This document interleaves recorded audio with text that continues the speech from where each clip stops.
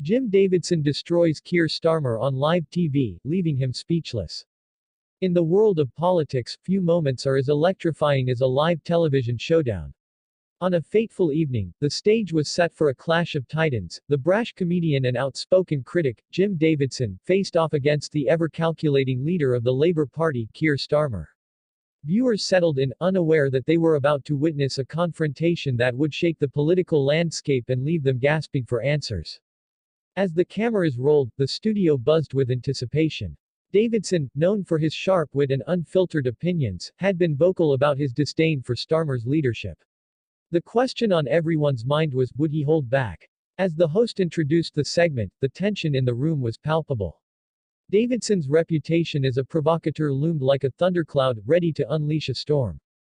The initial exchange seemed cordial, with Starmer presenting his views on the current political climate. But Davidson, with a glint of mischief in his eye, leaned forward, a smile creeping across his face. "You know, Kier," he began, "you remind me of a magician, always pulling rabbits out of hats, but never showing us the real trick." The audience erupted in laughter, but the laughter masked a deeper unease. Just how far would Davidson push? Starmer's expression shifted. He was no stranger to criticism, but this was different. Davidson had struck a nerve. "Let's talk about your policies," Davidson continued, his tone turning serious. "You've been in politics long enough to know that words without action are just hot air. What's your magic plan to revive the economy?" The room fell silent, the air thick with suspense. Would Starmer falter under the pressure? In a surprising twist, Starmer leaned back, his demeanor shifting to one of calculated calm.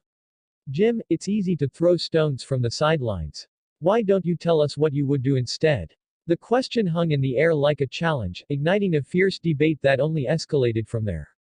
Davidson, sensing the opening, launched into a passionate tirade about the struggles of everyday citizens, painting a vivid picture of hardship and frustration. As the discussion deepened, viewers were drawn into the emotional weight of the conversation.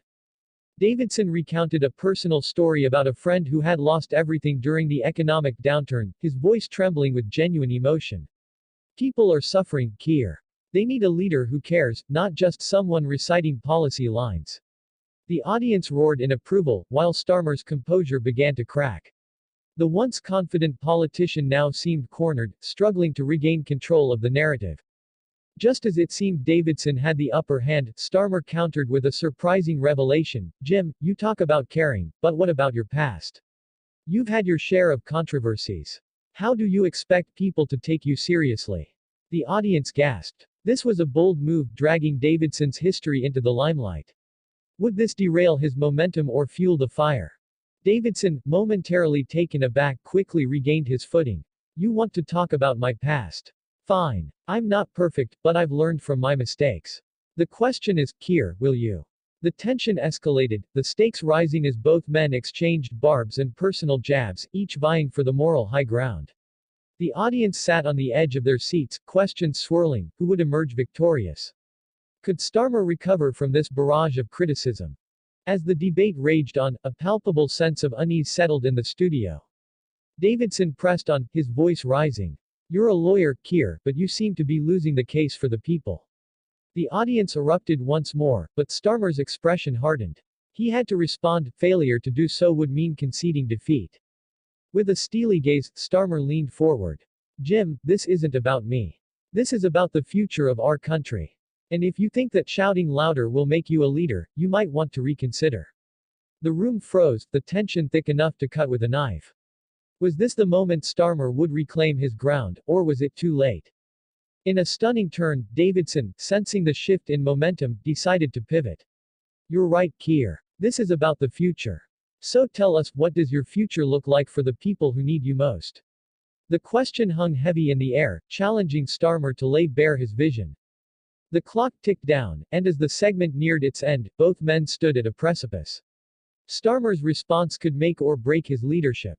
Would he rise to the occasion, or would Davidson's relentless pursuit leave him speechless? As the host wrapped up the segment, viewers were left breathless, buzzing with questions. Who truly emerged victorious? What repercussions would this confrontation have for the future of British politics? And most importantly, what would happen next in this saga of words and wills?